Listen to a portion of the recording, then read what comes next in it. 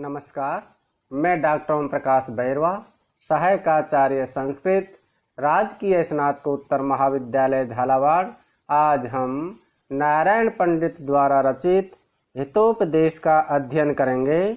दीर्घ कर्ण नामक बिलाव जरदगव नामक गिद्ध से कहता है कि अकेला धर्म ही ऐसा मित्र है जो प्राणी के मरने पर भी उसके पीछे जाता है, अन्यथा धर्म के अतिरिक्त पुत्र, पत्नी, परिवार, धन दौलत आदि सभी अन्य वस्तुओं का संबंध तो शरीर के साथ ही नष्ट हो जाता है। और भी यो वत्ति यस्य यदा मांसम उभयोपस्तांतरम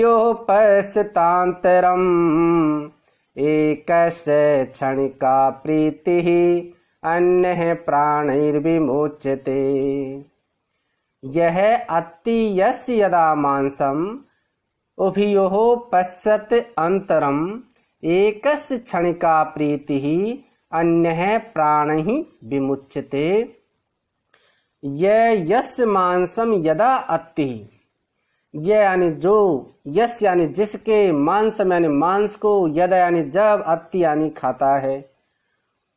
जो प्राणी या मनुष्य जिसके मांस को जिस समय खाता है तदा उस समय उभयो अंतरम पश्यत है। उभयो यानी उन दोनों का, जिसको खाया जा रहा है और जो खाने वाला है, दोनों का अंतरम, जो अंतर है, दूरी है, उसको पश्यत यानी देखिए। एकस क्षणिका प्रीति ही, एकस यानी एक की, तो जो खाने वाला है, भक्षक है, उसकी तो क्षण का यानी क्षण भर की, जब तक वो मुंह में है तब तक प्रीति ही, आनंद या सुख की प्रतीति होती है या तृप्ति होती है। अन्य है प्राण ही विमुच्यते, और जिसको खाया जा रहा है वह प्राण ही, प्राणों से विमुच्यते, दूर कर दिया जाता है, अर्थात उसकी जीवन लीला समाप्त हो जाती है। तो यहाँ पर बताया गया है कि एक तो जो भक्षक है, खाने वाला है, और जिसको खाया जा रहा है, इन दोनों का अंतर देखिए। जिसका मांस खाया जा रहा है वह तो प्राणों से ही समाप्त हो जाता है, उसके प्राण ही चले जाते हैं, और जो खाने वाला है उसको केवल क्षण भर, जब तक वो उसके मुंह में है, मांस है, तब तक थोड़ी देर के लिए आनंद होता है, और बाद में यदि ज्यादा खा लिया तो हो सकता है पेट में दर्द करे, डॉक्टर के भी जाना पड़ जाए। इसलिए केवल जब तक मुंह में है तब तक ही मनुष्य को सुख की अनुभूति होती है, और जिसके को खाया जा रहा है वो बेचारा प्राण से विरक्त हो जाता है या उसके प्राण ही चले जाते हैं। इसलिए मनुष्य को जीव हिंसा नहीं करनी चाहिए।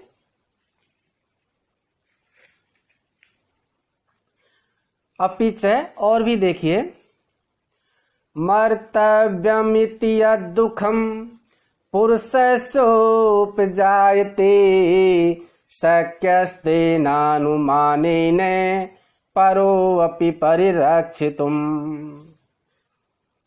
मर्तव्यम इति यत् दुःखं पुरुषस्य उपजायते शक्यः तेन अनुमानेन परः अपि परिरक्षितुम्। पुरुषस्य है, पुरुष का या मनुष्य को, पुरुष किसे कहते हैं? पुरी शरीरे शेते इति पुरुष है, तस्य पुरुषस्य है, जीवस्य है। तो मनुष्य को मर्तव्यम इति ही, कि मर्तव्यम अपनी मृत्यु होगी, इस प्रकार की कल्पना करने से ही, इति केवल मन में सोचने बात मात्र से ही कि मेरी आज मृत्यु होगी, और इस प्रकार से सोचने मात्र से ही यत यानी जो दुखम उपजायते, जो दुख, पीड़ा, वेदना, कष्ट उसके उपजायते उत्पन्न होता है, या जो पीड़ा उसको होती है, तेन अनुमानेन है, तेन उसी अनुमान से कि जिस प्रकार से मुझे सोचने मात्र से ही कि मैं मरूंगा या मेरी मृत्यु निश्चित है, मैं मर सकता हूं, तो इस प्रकार सोचने मात्र से ही जो उसको पीड़ा होती है, उसी प्रकार से उसी को अनुमान करके, कल्पना करके, पर है अपि, पर यानी जो दूसरा प्राणी है उसके अपि भी परिरक्षितुम शक्य है, दूसरे प्राणी को भी परिरक्षितुम यानी रक्षा करने में शक्य यानी समर्थ होता है। कि जिस प्रकार से मरने की कल्पना मात्र से ही मुझे पीड़ा होती है, उसी प्रकार से दूसरे प्राणी को भी पीड़ा होती है। इस प्रकार से वह दूसरे प्राणी की रक्षा करने में समर्थ होता है। इसी से संबंधित पहले भी मैंने वर्णन किया कर दिया है। आत्मवत् सर्वभूतेषु यह पश्यति स पंडित है, जो मनुष्य सभी प्राणियों में परमात्मा को देखता है तथा जिस प्रकार स्वयं के पैर में कांटा लगने पर दर्द होता है, उसी प्रकार दूसरे प्राणी के भी कांटा चुभाने पर दर्द होता है।